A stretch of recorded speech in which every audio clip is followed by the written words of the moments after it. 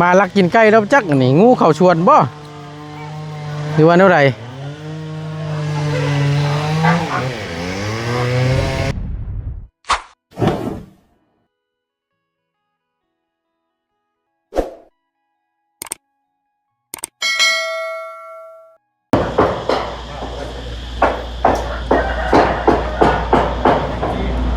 พี่น้อง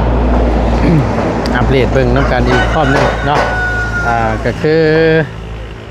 ไล่ใส่ไม่พาเชล่าเนาะเดี๋ยวแอมทวนเป็นทีเรียบร้อยพี่น้องเลยเลือกเป็นสีนี้เลยเนาะตัวเทิงเนี่ยแก้ระบบหรือว่าเท่าใดเนาะเอากราบทักทายสบายดีและสวัสดีพ่อแม่พี่น้องเบิดทุกคู่ทุกคนเด้อพี่น้องเด้อพบเจอกันเนาะในคลิปนี้พอดีทางประตูเข้ามาอัปเดตอีกข้อนึงบานประตูเนาะถือว่าเป็นสีนี้เลยลายเดียวสิงามพี่น้องเนาะลายเดียวสิคักอยู่ตัว2468เท่าไรนี่เท่าไรไล่ก่อนฮะไล่ให้ฟังดูบาทใหญ่ออกมาแล้ว12ป่ะโอเคพี่น้องเลยโอ้มาเพิ่มหลายคนมื้อนี้เนาะมื้อนี้4-5 คนพร้อมปิดจ็อบเลยบ่พร้อมปิดจ็อบเลยฮะน้ำแบบกินน้ำกินน้ำ4 เมตรหรอไก่ได้บอกว่าทำคนผู้ตัดก็ตัดพี่น้องเลย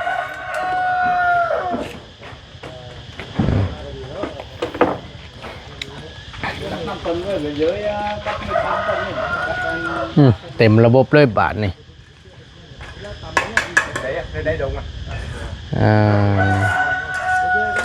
ทางอาจารย์เล่ามาแล้วบ่เนาะพี่น้องมาแล้วบ่เพิ่นมาแล้วฮะ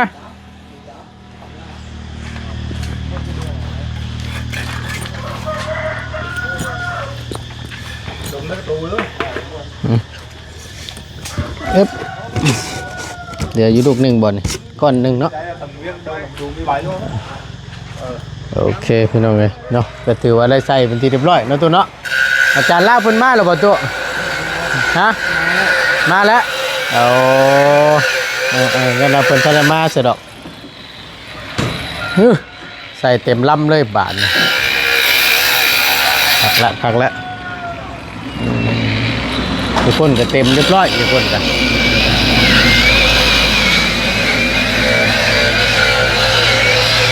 แต่เจ้าของบ้านเพิ่นไปทั้งใดแหละเฮ็ดกับข้าวบ่ ยังบ่พอบ่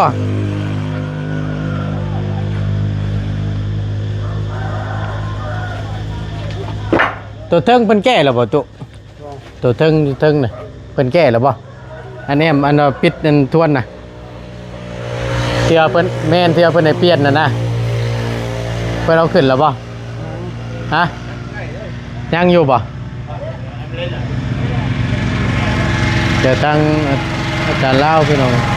โอ้ยขัดแก้งนี่ไม่ได้พี่น้องนี่ไม่ได้เละจะได้แก้ไม่น้องใจดีนี่เนาะครับ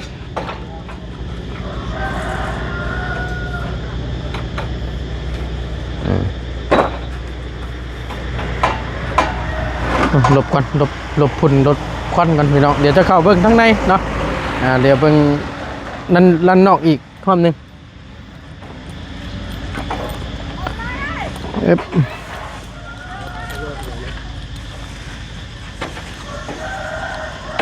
โอ้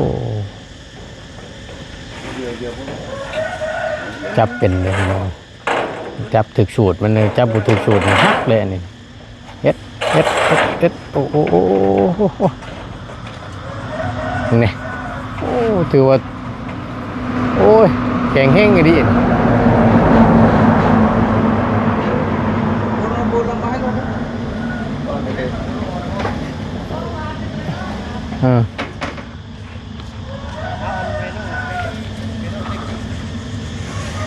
ฮึบโอ้ย หวัดเสียวน้ำพี่น้องเลยฮึบ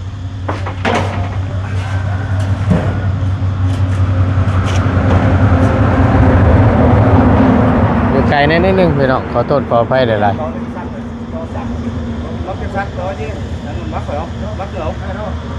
บ่ถึงน้อยหนึงหรอวะ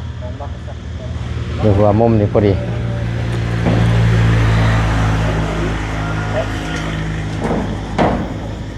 เดี๋ยวก็เดี๋ยวก็ฮะเดี๋ยวขอเลย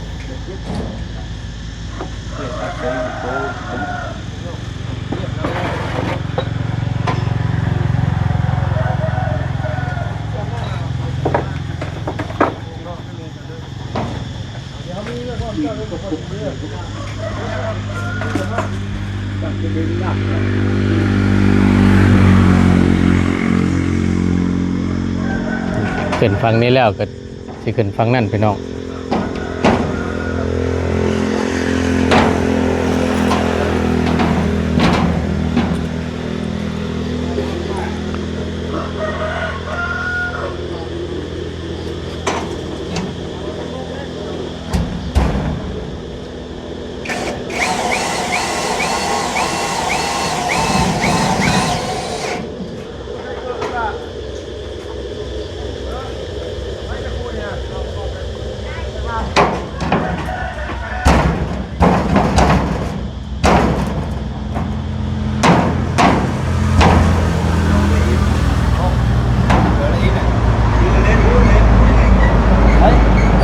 ฟังนี้พูดฟังนี้เสมอว่าทางนั้นบ่ได้เลย เดี๋ยวมาเลยเว้ยเบียเบียบังcái đôi con bé đấy nè con bé đi kiểm tra không phải kéo đi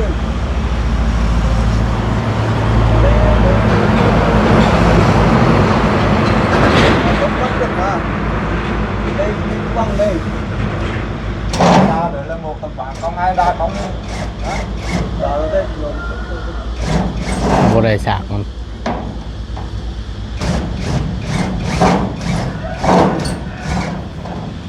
đi rồi đi bắt lên มุมนี้ไล่มันอยู่ตรงกลางมันสูงขึ้นบัด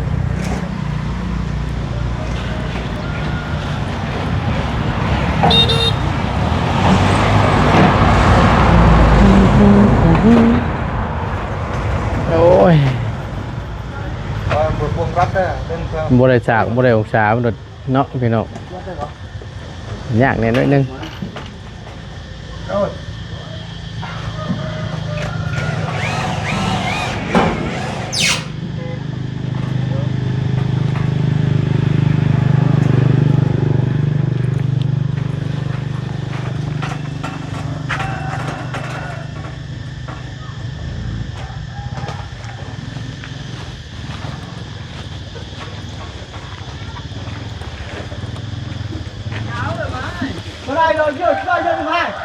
ไปเข้าเบิ่งร้านในพี่น้องเดี๋ยวบ่ตูนสิพาเบิ่งพาชมอยู่ร้านในอีกคอมหนึงเนาะฮึบตัวแสดงว่าตัวนั้นยังทันได้แก้บ่ดูว่าได้เนาะยังนั่นอยู่ยังเห็นสังกะสีคือเก่าอยู่พี่น้องเห็นอาจารย์เล่าบอกเมื่อวานนี้ว่าให้แก้นะตัวนั้นมุมนั้นเย็นพี่น้องเลยเย็นจะช่วยเข้ามาในนี่ขักปัญญังบาทนี่และยันยิงตัวนี้แล้วกอแล้วนี่มันยันเทพื้นแล้วตามเบิ่งพี่น้องเนาะ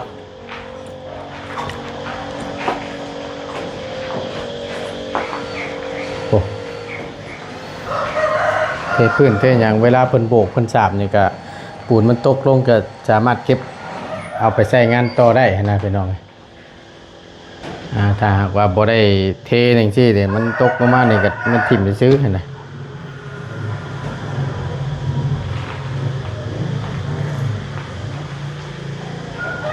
ครับพี่น้องเอ้ยไวเนาะ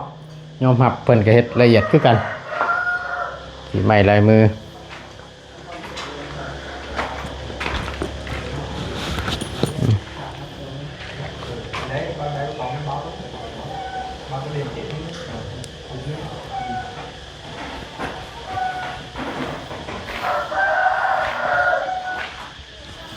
ตัวนี้จะเป็นห้องอีหล่าเพิ่นเลือกน้องแต่งจริงเพิ่นเลือกเอาห้องนี่ละเบ้าว่าซั่นไก่แคมทางนะพี่น้อง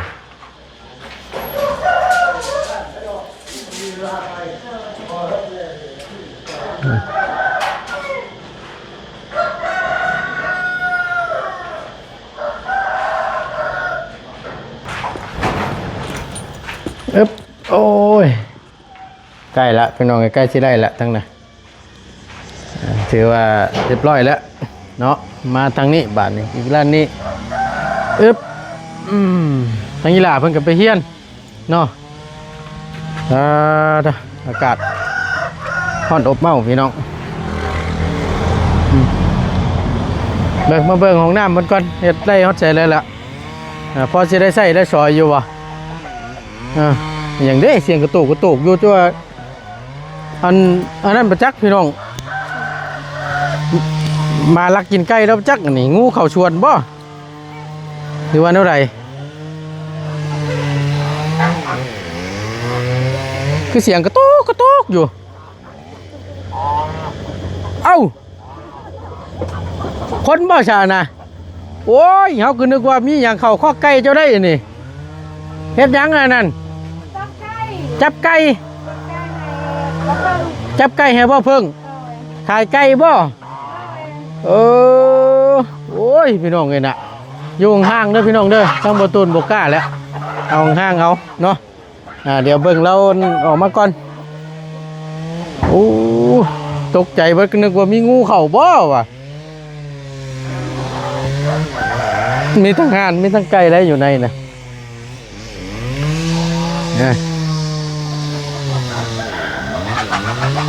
บอกกล้าได้พี่น้องไงช่องปิดบาลีกับเมื่อวานนี่ก็เรียบร้อยพี่น้องถ่ายเกี่ยวกับเด็กน้อยว่าซั่นเด็กน้อยขายหน่อไม้เนื้อหาของเพิ่นย่ำคำเดิมๆไปขายอยู่ไส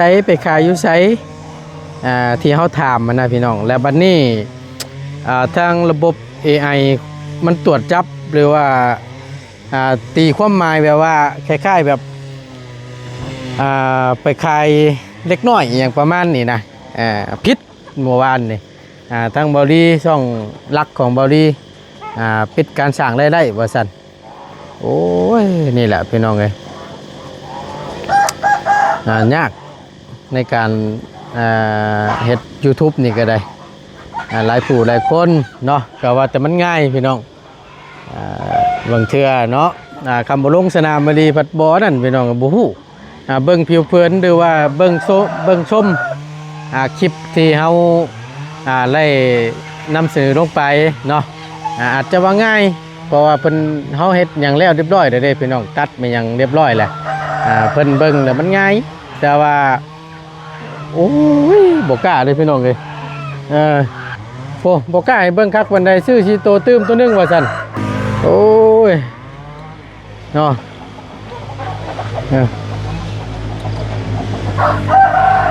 เดี๋ยวฟังทั้งนี้บาทนี่พี่น้องเอ้ยเดี๋ยวจะเข้าไปเบิ่งน้ำเพิ่นอีกรอบนึงเนาะมาวนมาทั้งนี้ก่อนจ้ะฮอด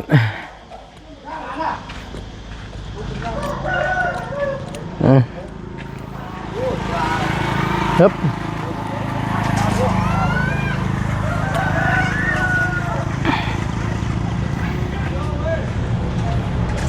ใกล้แล้ว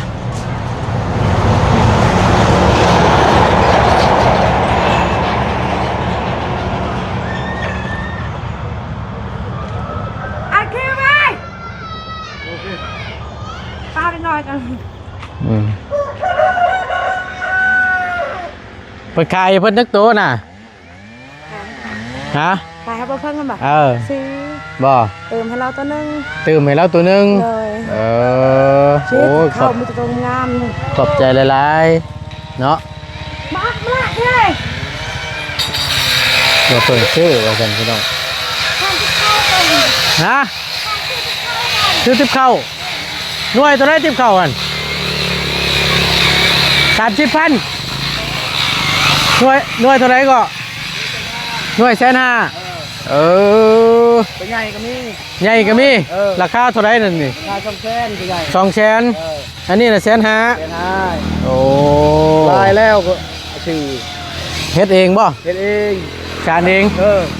เชือกวาย เชือกวายพร้อมวายบ่อันนี้น่ะ เชือกวาย เอาเชือกอันนี้ซื่อ ชื่อนี่เชือกวายมัน ๆอ๋อเชือกวาย เจ้าเฮ็ดละเฮ็ดเจ้าเฮ็ดเอาเลยเจ้าเฮ็ดไม้เอกเชือก เอาแต่ว่าอันนี้นั่นเป็นติวไม้เอ็นไผเนาะ ไม้ไผ่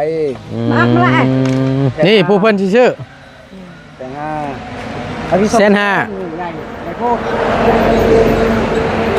รลายเอาแล้ว ฮะ เอาแล้ว เอาแหละ อยู่บันดงเอาแล้ว เพิ่นเอาแล้วหนึง 10 หน่วย 10 หน่วยผู้ เออ เด้อใช้เวลาหล่นเติบบ่นี่ นี่ ตอนสิได้ต่อหนึ่งอันนี่ใช้เวลาจักมื้อ นี่ผมวันนะ5 มื้อ 5 มื้อ แล้ว 5 มื้อได้หน่วยหนึง เออ โอ้ เฮ็ดเอง เฮ็ดเอง เออ โอ้คักแล้วซั่นหน่วยใหญ่คักตัวนั้นพี่น้อง เป็นงานก็มี หน่วยใหญ่น่ะ200,000 จังแสน โอ้โหงามนี่ แต่ง เอาตัวนี้เราเป็นหยังนี่ อะไร มันใหญ่ 200,000 200,000บ่ตัวนี้อ๋อ ใหญ่ฉันหาทึ่งหรอ เอาต่อเบิ่งแหละเบิ่ง มั หั่ น น นั่นน่ะไอ้เอ้ย เออ มันละมองเงินกู หากแต่ว่ามันบ่สูงเนาะ เลยมาตามกันหรอลาย แล้วแต่ผู้มักกันแหล้ว อักได้ตัวอักได้อะไรอย่าง 5 บาทเดียวเลย